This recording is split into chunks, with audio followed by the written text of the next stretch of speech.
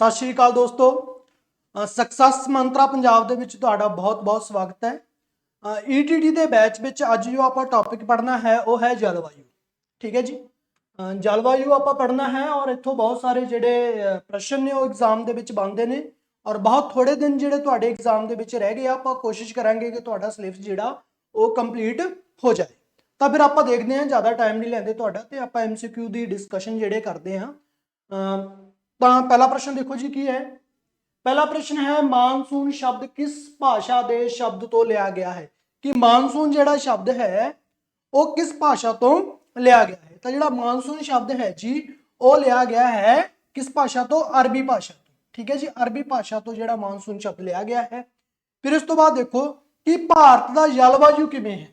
देखो जी उसने क्या है कि भारत के जलवायु की गल की है, मौसम की नहीं, जलवायु की। ठीक है जी, मौसम ਅਤੇ जलवायु ਦੇ ਵਿੱਚ अंतर ਹੁੰਦਾ है।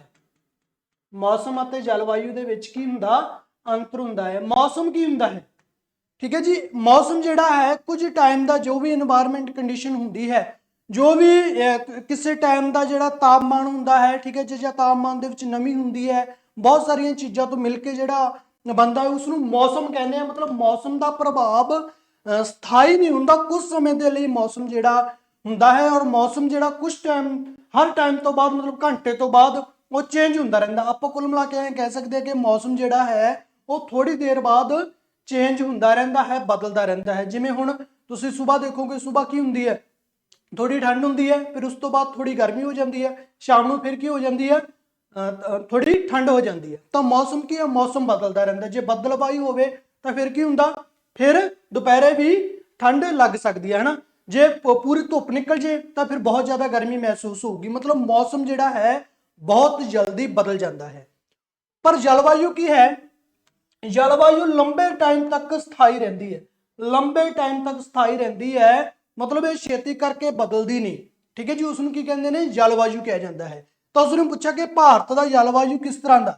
तो भारत का जलवायु जिहड़ा है वो मॉनसूनी है।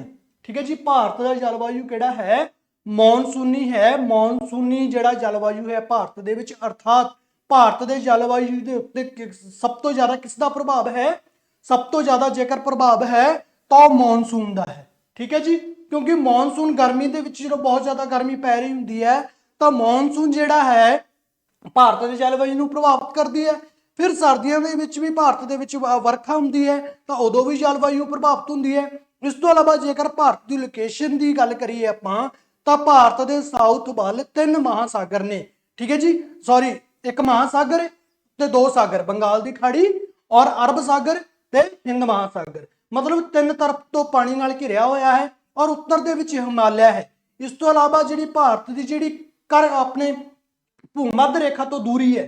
ठीक है जी, तो उत्ते सूरज दी किरणां सीधियां पैंदियां ने, इस करके की हुंदा है उत्थे हमेशा वायु दाब जिहड़ा है निम्न रहिंदा है। वायु दाब की रहिंदा है, निम्न रहिंदा है, जिस करके की है हवा हल्की होकर उपर नूं उठदी है और फिर भारत दे विच जिहड़ा उत्तर दे विच हिमालय है, हिमालय नाल टकरा के जिहड़े उत्तरी मैदान ने गर्मियां दे विच उत्थे वर्खा हुंदी रहिंदी है। तो इसलिए की है भारत का जिहड़ा जलवायु की आ वो मॉनसूनी है। फिर अगला प्रश्न देखो जी, भारत विच दिन अते रात के तापमान विच सब तो ज्यादा अंतर कित्थे है। सब तो ज्यादा अंतर कित्थे है जी, ये कित्थे है, अंडेमान निकोबार दे विच। अंडेमान निकोबार दे विच भारत के तापमान दे विच सब तो ज्यादा तुसीं की देखोगे, अंतर देखोगे। फिर भारत विच सब तो ज्यादा वर्खा वाला स्थान किहड़ा है। तो भारत दे विच सब तो ज्यादा वर्खा कित्थे हुंदी है, मॉनसून राम दे विच हुंदी है। मॉनसून राम दे विच सब तो ज्यादा वर्खा वाला, संसार का भी सब तो वर्खा वाला स्थान है और भारत का भी सब तो वर्खा वाला ये स्थान है। इस तो बाद देखो जी कि सर्द रुत विच होने वाले पश्चिमी चक्रवात किस सागर तो पैदा होंदे ने। तो हुण देखो मैं जिवें तुहानूं पिछली वीडियो दे विच दस्सिया सी कि दिशावां जिहड़ियां ने वो तुहाडे लई बहुत जरूरी है, दिशावां नूं समझना बहुत जरूरी है। तो उसने कहा कि जिहड़ा पश्चिमी पश्चिमी चक्रवात की गल की है कि पश्चिमी जिहड़ा चक्रवात है उसको किस तो प्रभावित होंदियां ने। तो पश्चिमी जिहड़ा चक्रवात है उन्होंने प्रभावित की करता है, भूमध्य सागर। ठीक है जी, भूमध्य सागर तो की होंदियां ने, प्रभावित होंदियां ने। कि भूमध्य सागर कित्थे है, भूमध्य सागर भारत के पश्चिम वाल है। ਭਾਰਤ ਦੇ ਪੱਛਮ ਵੱਲ ਕੀ ਹੈ, ਭੂ-ਮੱਧ ਸਾਗਰ ਹੈ। ਤਾਂ ਇਸੇ ਲਈ ਜਿਹੜੀਆਂ ਇਧਰੋਂ ਜਿਹੜੀਆਂ ਪੌਣਾ ਆਉਂਦੀਆਂ ਨੇ ਉਹ ਕੀ ਕਰਦੀਆਂ ਨੇ, ਭਾਰਤ ਦੇ ਵਿੱਚ ਸਰਦ ਰੁੱਤ ਦੇ ਵਿੱਚ ਇੱਥੇ ਚੱਕਰਵਾਤ ਰਾਹੀਂ ਕੀ ਕਰਦੀਆਂ ਨੇ, ਵਰਖਾ ਕਰਦੀਆਂ ਨੇ। ਠੀਕ ਹੈ ਜੀ। ਭੂ-ਮੱਧ ਸਾਗਰ ਤੁਸੀਂ ਦੇਖਿਆ ਹੋਊਗਾ, ਜਿਹੜਾ ਅਰਬ ਸਾਗਰ ਤੇ ਇਧਰ ਜਿਹੜੇ ਪੱਛਮੀ ਦੇਸ਼ ਨੇ, ਠੀਕ ਹੈ ਜੀ, ਉੱਥੇ ਜਿਹੜਾ ਭੂ-ਮੱਧ ਸਾਗਰ ਹੈ। ਇਸ ਤੋਂ ਇਲਾਵਾ ਦੇਖੋ ਕਿ ਆਈ ਨੀਨੋ ਕੀ ਹੈ, एल नीनो की है, एल नीनो की है। तो एल नीनो की है, ये की है जी, ये गर्म जल धारा, गर्म जल धारा। तुसी गर्म जल धारा ते ठंडी जल धारा भी अगे आपां देखांगे। ठीक है जी। गर्म जल धारा ते ठंडियां जल धारा मैं तुहानूं थोड़ा जिहा दस दिना कि की हुंदियां ने। तुहानूं पता है कि संसार दे विच वैसे देखिए तो 4 महासागर ने। ठीक है जी। संसार दे विच 4 महासागर ने, किहड़े-किहड़े ने? सब तो वड्डा की है, प्रशांत महासागर, प्रशांत महासागर। फिर की है, आर्कटिक, आर्कटिक। ठीक है जी। फिर केड़ा है, हिंद महासागर। फिर एक होर केड़ा है, प्रशांत महासागर, आर्कटिक महासागर ते हिंद महासागर ते अटलांटिक, अटलांटिक महासागर। ठीक है जी। तो ये 4 महासागर है। कई बार अंटार्कटिका नूं भी की कह दिंदे ने, अंटार्कटिका नूं की कह दिंदे ने, उहनूं भी महासागर दे विच काउंट कर लैंदे ने।